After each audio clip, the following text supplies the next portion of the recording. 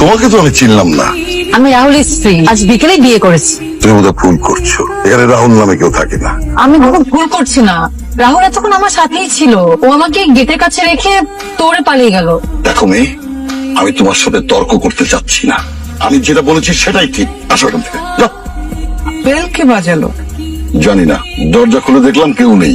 আজ না তোর বাসর রাত, এই রাতে স্বামীর সাথে রং ঢং না করে তুই আমাকে ফোন দিচ্ছিস কেন? শয়তানটা আমাকে গেটের সামনে রেখে দৌড় দিয়ে পালিয়ে গেছে। আমি তো ঘরে ঢুকতে পারলাম না। কি বলিস সিরিয়াসলি?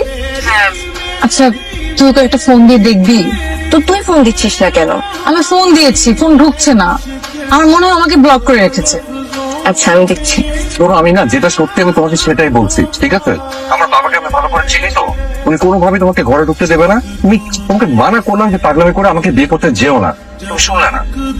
এবার আমি একটা বুদ্ধি দিই, তুমি একটু মন দিয়ে শোনো, তুমি বাসায় চলে যাও। কালকে সকালবেলা আমি তোমাকে ডিভোর্স দিয়ে দেবো। বিয়ের দিন কেউ ডিভোর্সের কথা বলে?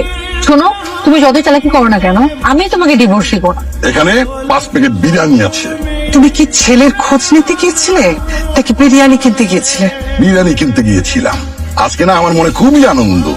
তুমি জানো না, আমার মনে আনন্দ হলে প্রচুর বিরিয়ানি খেতে ইচ্ছে করে। এত রাত হয়ে গেল, ছেলেটা বাসায় ফেরেনি, আর তুমি আনন্দ ফুর্তির আয়োজন করছো। এত আনন্দ তোমার মনে আসে কোথা থেকে? তোমার এই প্রশ্নের উত্তর আমি পরে দেবো। আগে ময়নাকে ডাকো। বোকার মতো দাঁড়িয়ে থেকো না তো। তোমরা দুজনে মিলে ওর জ্ঞান ফেরানোর চেষ্টা করো। তারপর ভেতরে নিয়ে গিয়ে ওর ভিজে কাপড়টা বদলে শুয়ে দাও। আমি ডাক্তার নিয়ে আসছি। ওর জ্ঞান ফিরেছে? ফেরেছে। ও কোথায় এখন? তিথির ঘরে। কি বললা? এর ঘরে কেন? রাহুলের ঘর তো দিতে পারতে। এইটা কেমন কথা বললে? একটা অপরিচিত মেয়েকে রাহুলের ঘরে শুতে দেব? ও অপরিচিত মেয়ে না, ও এই বাড়ির মেয়ে।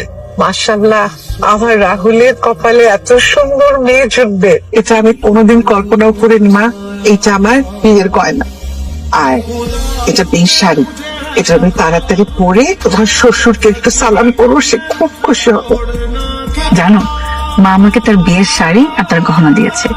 আর বাবা এই বৃষ্টির মধ্যে আমার জন্য বিরিয়ানি নিয়ে আসছে, সেটা আমরা একসাথে বসে খেয়েছি। আর আমি তো এই মুহূর্তে তোমার রুমে বসে বসে কথা বলছি। হিটলার আমাদের বিয়ে মেনে নিয়েছে, তাহলে বাসে চলে আসি। খবরদার আসবে না।